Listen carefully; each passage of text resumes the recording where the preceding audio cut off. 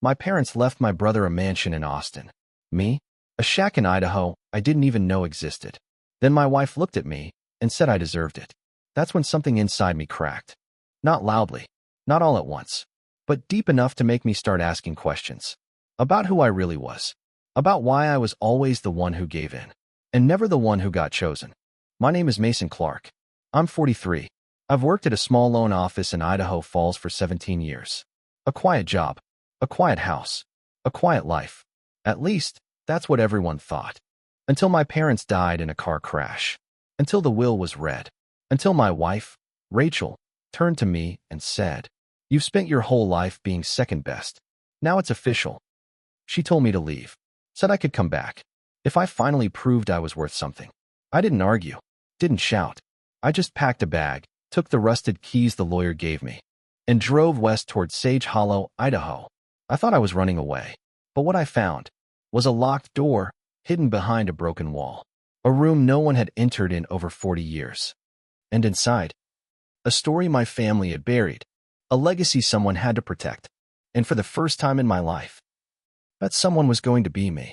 If you've ever felt like the forgotten one, the quiet sibling, the person nobody expected anything from, this story might hit closer than you think. Stay with me, because what happened in that broken-down shack changed everything. The town of Sage Hollow didn't show up on most maps. No welcome sign, no gas station, just endless pine trees and roads that seemed to forget where they were going.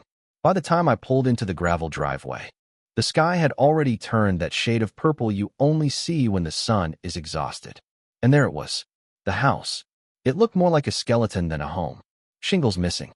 Windows cracked like spider webs. A porch that sagged like it was tired of standing.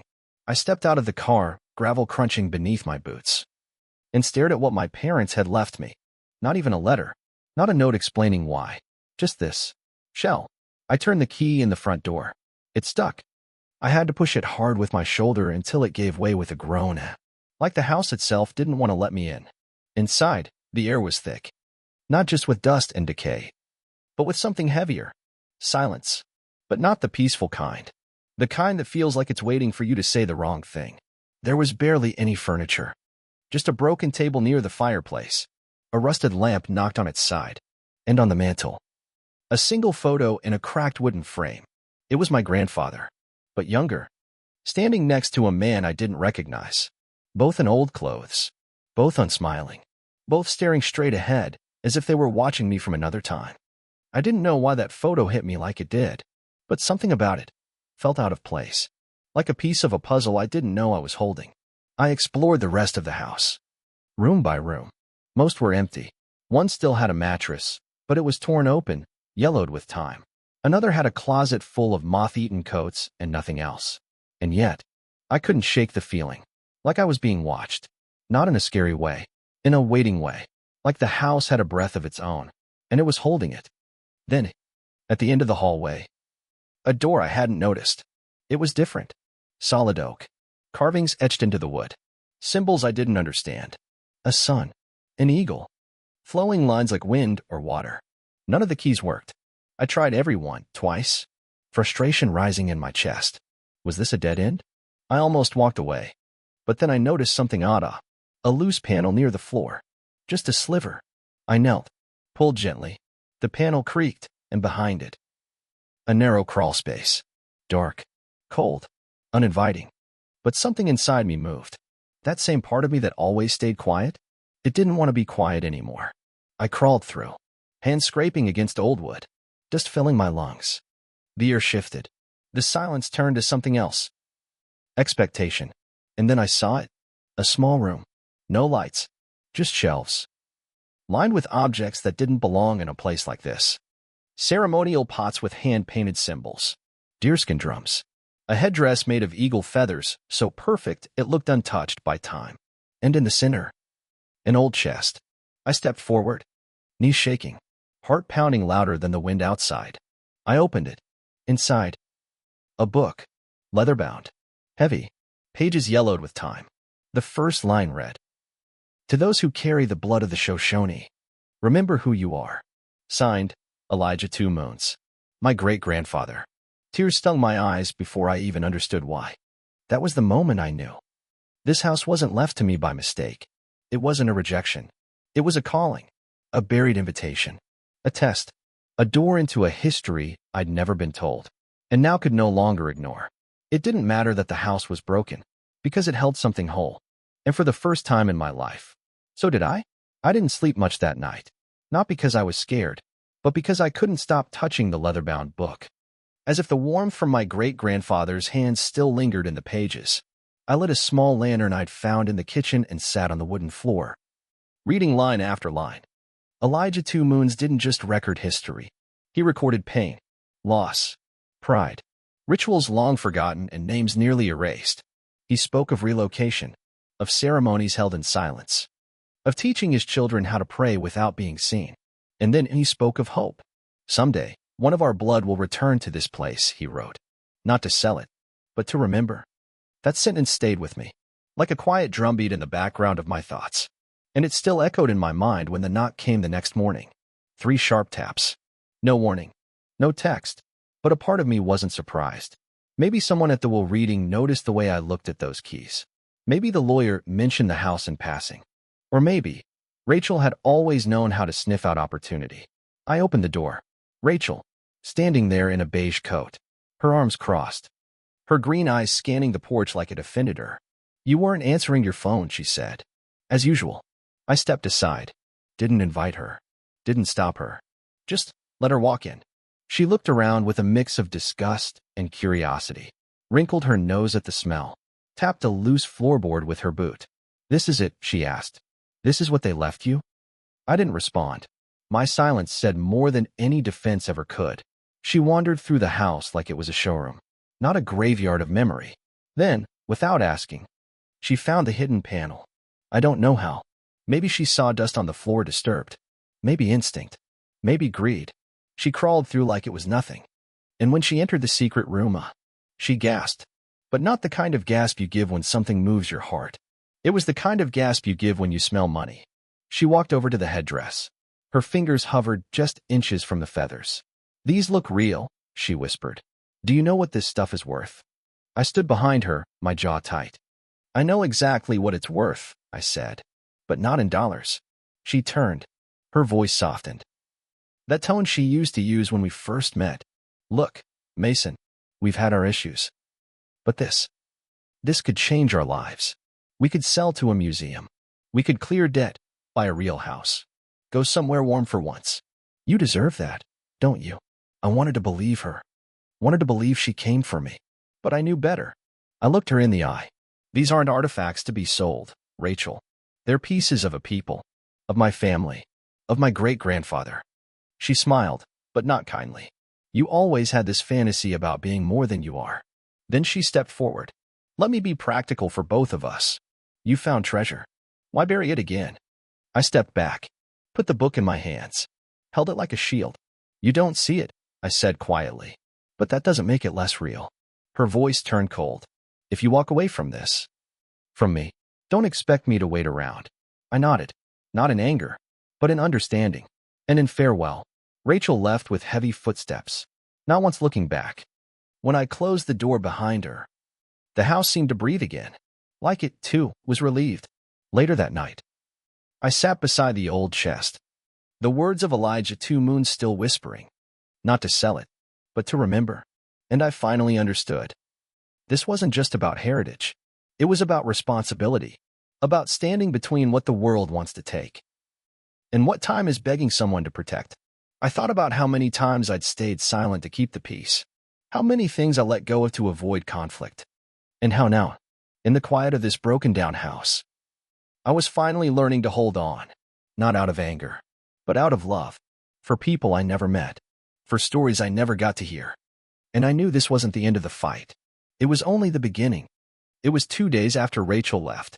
When the black SUV pulled up the gravel driveway, I was on the front porch, scrubbing years of moss off the wooden rail. When I heard the engine cut and a car door slam, I didn't need to see him to know who it was. The rhythm of his steps, confident, fast, deliberate, hadn't changed since we were kids. Landon, dressed in a crisp navy jacket, designer boots not built for dirt, and sunglasses that looked like they cost more than my truck. He smiled when he saw me.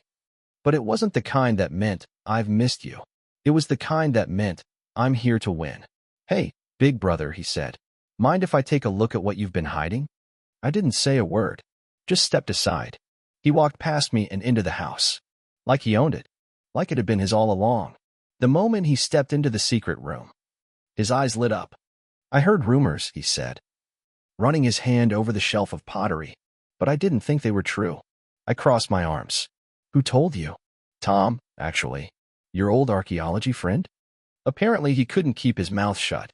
One mention to the wrong person, and it spreads like wildfire. He turned and grinned, "But I'm glad it got to me first." Then he dropped the bomb. "I'll make you a deal," he said. "I'll give you the Austin house. Clean. Signed over. All yours." I blinked. "In exchange for this place. And everything in it." My heart dropped into my stomach. The Austin house. The home we grew up in. Where we played in the backyard with flashlights at night. Where Dad fixed our bikes. Where Mom made cinnamon rolls every Sunday morning. It wasn't just a house. It was memory. History. Landon knew it would tempt me. I looked at him. "Hard. You're offering the house in exchange for a culture you don't even understand?" He shrugged. "I understand money. And I understand opportunity. This stuff? It belongs in a museum. You and I both know it. You could live like a king. Name your price." I shook my head slowly. "You don't get it, do you?" He scoffed. "No, Mason. You don't get it. You're standing in a shack that's falling apart. Clutching a bunch of old bones and feathers. Acting like it makes you important." He stepped closer, lowered his voice. "You've always been the weak one. The quiet one. You let everyone else move ahead while you stayed stuck. This is your one chance to matter. To win for once." His words hit hard, not because they were true, but because they used to be, but not anymore. I looked him straight in the eye. "You're wrong," I said quietly. "I don't need to win your way anymore." He laughed, sharp and humorless. "You'll regret this." "Maybe," I said, "but not today." He stared at me for a moment. Then, without another word, turned and walked out. The door slammed behind him like a judge's gavel. I stood in the silence that followed. My breath shallow. My pulse racing. I'd said no. To Landon. To the house. To everything I thought I wanted a month ago. And I didn't feel weak. I felt free. But deep down, I knew it wasn't over. Landon never walked away from money without a fight. And if he couldn't charm me out of this house, he'd try something else. I returned to the secret room. Sat beside the chest. Ran my fingers over the edge of Elijah's book. He had warned of this, in a way, that people would come not to preserve the past, but to profit from it. And now it was up to me to protect what they couldn't sell. The legacy, the bloodline, the truth, even if it meant losing everything else. The night after Landon left, the house felt heavier than usual. Not haunted, but full. Full of choices. Full of echoes. Full of things I didn't yet understand. I sat on the floor of the secret room. Elijah's book open in front of me. My fingers tracing the faded ink, as if his voice might come through if I just touched it long enough. That's when I noticed it. A thin piece of parchment, tucked inside the back cover, folded once, yellowed at the corners, almost invisible against the leather lining. Carefully, I pulled it out. The paper crackled softly, as if it hadn't been touched in decades. There was no greeting, no date, just a single line written in handwriting I didn't recognize. "If you're reading this, then William didn't tell you the truth." I froze. William, my father, the man who never spoke about the past, who moved us to the city and buried everything Shoshone behind a wall of silence in suburbia. I read on. "I believe he thought he was protecting you, protecting both of you. But in doing so, he may have chosen fear over truth, and silence over story." My throat tightened. I had always wondered why my father never spoke about his father. Elijah. Why there were no photos of this house. Why no stories of traditions or language or ceremony. Now I was starting to understand. It hadn't been forgetfulness. It had been intentional. The letter continued. "This land, this house, was meant for you. Not because it's valuable, but because it carries what William gave up. Not out of weakness, but out of grief." I stopped. Grief? No one ever told me my father lost anything more than time. He never talked about pain. He only talked about responsibility. About keeping things simple. But the next part shook me. "He left this place after your mother was born. Not because he wanted to. Because he was told to. What did that mean? Told to leave? By whom? I kept reading. The tribe was splintering. The land was being sold piece by piece. Your grandmother feared what would happen if the government came asking questions. So she begged William to leave. Start fresh. Forget the past. That word again. Forget. It was always about forgetting. Blending in. Becoming normal. But in doing so, they erased something that could never be replaced. The final lines of the letter hit me hardest. This house was never about shelter. It was about remembrance. You, Mason, are the first to return with eyes open. If you're here, then the blood still remembers. Protect it, even if it costs you everything. The letter wasn't signed, but it didn't need to be. I knew it was Elijah. No one else wrote like that, spoke like that, believed like that. I leaned back against the wall, the parchment trembling in my hands. My father hadn't just turned his back on the past. He had been asked to, begged to, by people who were scared. And maybe he had regretted it every day since. Suddenly, so many things made sense. Why he flinched when I brought home a school report about Native history. Why he always seemed uncomfortable during family holidays. Like he didn't quite belong in the life he had built. Maybe he didn't. Maybe none of us did. And maybe that's why he left me this house. Why he didn't give it to Landon. Why there had never been a photo, a phone call, or a single story. Because he hoped, prayed, that I would find it for myself. The truth, the weight, the inheritance no one else wanted. I folded the letter gently and placed it back inside the cover of the book. But something inside me had already changed. This wasn't just a story anymore. This wasn't just heritage.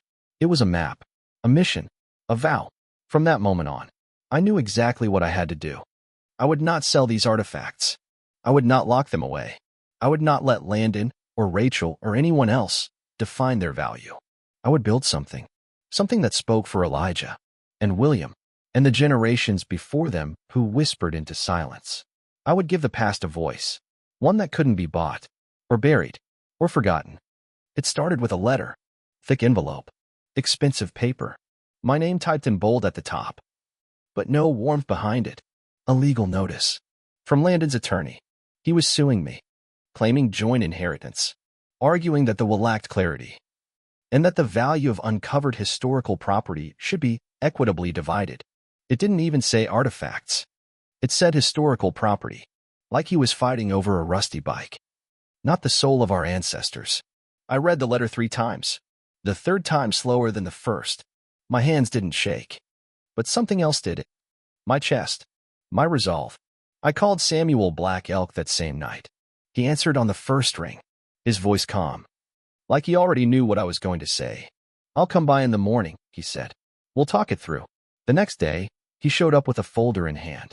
Not prayers, not feathers, legal documents. Tradition, he said, has its place. But in this world, you'll need more than truth to win. You'll need proof and patience. He helped me find a lawyer, someone who had worked with tribes before. A woman named Marissa Gray, sharp mind, softer voice. But when she spoke, every word felt like a stone dropped in water. This is going to get messy, she warned. Your brother's team will try to discredit your claim, question the legitimacy of the will, maybe even your emotional stability. I looked at her and said, let them try. She smiled, not out of confidence, but out of respect. The court date was set for 3 weeks later, in Billings, Montana. During those weeks, I didn't rest. I cleaned. I documented. I recorded videos of every artifact, interviewed Samuel, scanned Elijah's book, found witnesses from the local tribal registry who could verify the cultural significance of the items. Every day, someone offered to help. Rose White Deer, who had once woven ceremonial patterns with Elijah himself.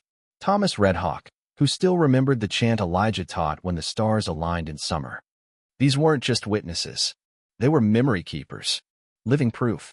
The day of the trial, I wore a simple dark shirt and carried Elijah's book under my arm, not as evidence, but as strength. Landon was already inside the courtroom when I arrived, his suit sharp, his smile sharper. He didn't say a word. Landon's lawyer rose, smooth voice, crisp suit. Your Honor, with all due respect, my client isn't disputing anyone's memories, but the will lacked clarity. And this house, this structure, contains items of historic and economic value. That value should be shared. The judge nodded, And does your client have any documented cultural claim? Any family connection to the tribal legacy? The lawyer paused, just long enough. No documented claim, Your Honor. But shared blood, yes. Same father. Same household. Same rights. That's when Marissa stood up. Calm. Steady. Unshaken. We're not here to split a bank account, Your Honor. We're here because some inheritances don't come in dollars. And some houses don't hold property. They hold truth. When it was my turn, Marissa asked me just one question on the stand. Mr. Clark, what does this house mean to you? I looked at the judge. An older woman. Eyes worn but alert. Hands clasped like she was holding more than a gavel. I said, this house is not about money. It's about memory. It's the only place left that knows the names of people long erased. My father gave up this life out of fear. My great-grandfather preserved it out of love. And now, I stand here. Not to own it, but to protect it. Because no museum, no collector, no brother chasing a price tag can ever replace what lives in this house. Silence. Real silence. The kind that leans forward. The judge turned to Landon's team. Asked for proof of emotional stake, of cultural connection, of anything deeper than the market value. They had none. Only numbers. Only estimates. The ruling came 2 days later. Full legal ownership of the house and all its contents awarded to Mason Clark. Claim of shared inheritance denied. I didn't cry, didn't cheer, just closed my eyes and breathed. Outside the courthouse, Landon passed me on the steps. Didn't speak, didn't look angry, just tired.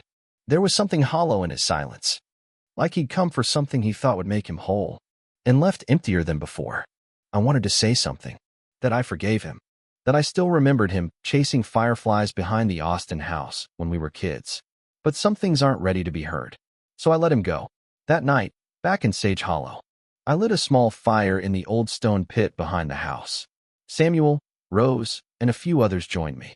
No ceremony, no grand speeches, just warmth, laughter, and a song Elijah once wrote, sung under a sky he used to pray to. I looked at the flames, then up at the stars, and whispered one word. Protected. The lawsuit was over. The title was mine. But I knew from the beginning, this house was never just mine to keep. It had waited for someone to return, not to close the door, but to open it.